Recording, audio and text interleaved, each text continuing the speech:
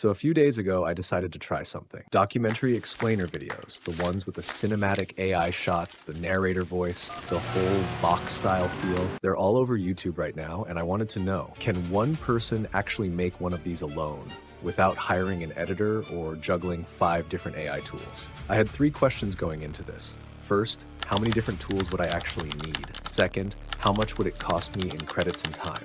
And third, would the final video actually look consistent, or would it fall apart like most AI videos do? So I picked one tool to test this with, start to finish, Flova AI, and I recorded the whole process. Let's get into it. Now here's the thing. Before I even opened Flova, I want to show you why I was skeptical in the first place. Normally when people try to make this style of video with AI, this is what it looks like. You write your script in one tab. You generate images in another. You animate those in a third. And somewhere in there, your main character's face changes slightly between scenes. You've lost track of which prompt made which shot, and you've burned through 50+ credits before you have a single usable minute. Honestly, I've done this before on other projects, and it's exhausting. The tools themselves are good, that's not the issue. The issue is nothing talks to anything else. You end up being the one holding the whole project together in your head, and that just doesn't scale past a 2-minute video. So that's why I wanted to test Flova. Quick disclosure, this video is sponsored, links in the description, but I only agreed to it because the setup actually addresses the problem I just described. Flova is built around one AI agent that stays with the project the whole way through, planning, organizing your assets and prompts, and generating instead of you bouncing between separate apps for each step. That's the pitch anyway. So let's actually test it. Let me give you a quick tour first, then I'll show you exactly how I built this. Okay, so this is the dashboard. Right at the top, you can just drop files in, references, footage, whatever you're working from. That part's simple, but here's what actually got my attention, the skills tab. Watch, I click in and yeah, there's a lot of them. Ad skills, short film skills, there's even one for pixel art games. Basically, if it's a format people make content in, there's probably already a skill built for it.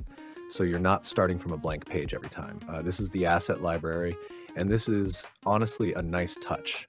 You can browse projects other users actually made and published, and you can open one up and watch the entire creation process step by step, not just the finished video. If you see something you like, you can basically use it as a starting point. Oh, and one more thing before I move on. Flova's actually running an AI video challenge right now, $20,000. So if you make something with this, that's a real reason to enter it. I'll leave a link. All right, let me click into skills properly and hit more to see the full list.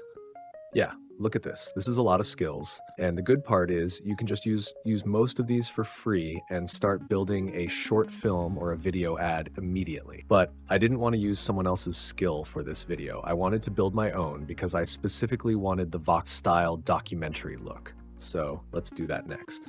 I click new skill.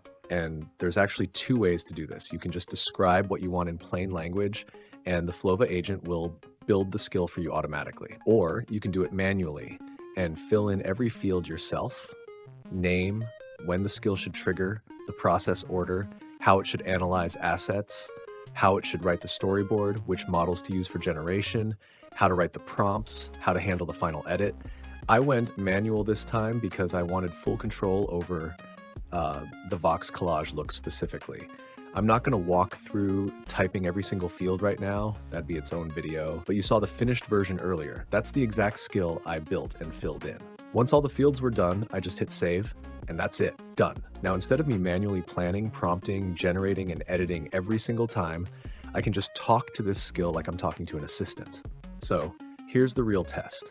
I go back to the dashboard, select my new skill, and I just type one prompt, nothing fancy, create a 1-minute cinematic video showcasing the evolution of Porsche, starting with its earliest model and progressing through its most iconic cars to the latest models with smooth transitions between each era. Hit send.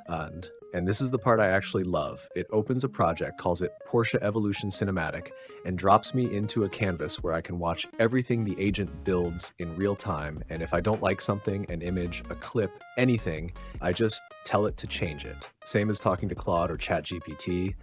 It just gets what I mean. First thing it does, it asks me to pick a narrative angle, blueprint to icon, or a straight cinematic timeline.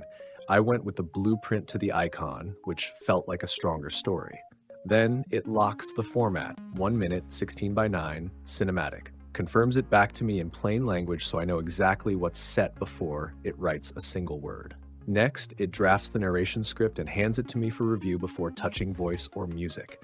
I read it, it's solid, hits the Porsche 356 through the 911, the turbo era, motorsport, the Taycan, back to today's 911, closes on the blueprint to icon line. I approve it. Then it generates the actual voiceover and a cinematic score. And this part genuinely surprised me. 4 narration segments, real-timed audio, about 59.3 seconds total, plus a score bed ready to mix under it. No jumping to a separate voice tool at all. Now here's the smart part. It uses that real audio length, not a guess, to lock the scene pacing. It offers me classic Vox pacing, 6 scenes at 10 seconds each. I pick that.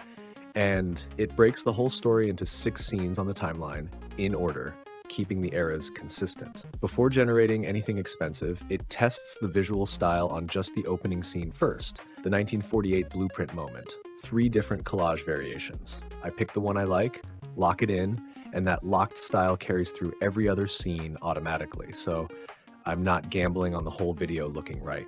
Then it lays out all 6 image prompts for me to review.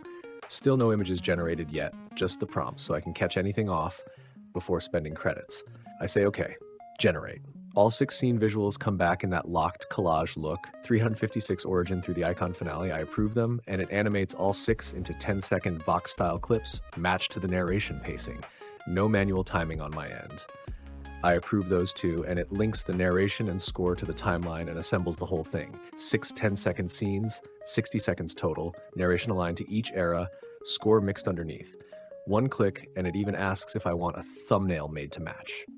This is the finished cut. 60 seconds, 6 eras, 1 locked visual style, and I never once left this tab.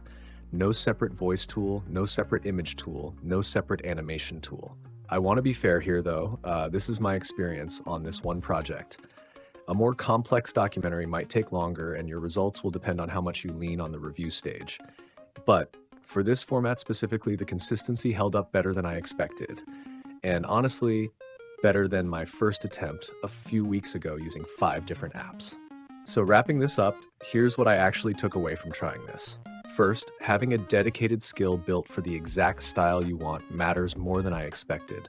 Once it's set up, it just works. You're not re-explaining yourself every project. Second, the pacing lock using real audio timing instead of a guess is the single biggest reason my scenes actually match the narration cleanly. And third, being able to review before every expensive step, the script, the style test, the prompts, meant I never wasted credits on a full generation I didn't want. If you want to try it yourself, my link's in the description, first line, and pinned in the comments. Signing up gets you 100 free credits. You can also earn an additional 200 credits when someone registers through your invite link. That's 300 credits to test this exact workflow for free. And if you build something you're proud of, seriously consider throwing it into their $20,000 AI video challenge. Thanks for watching this one. I had fun putting it together, and I'll see you in the next one.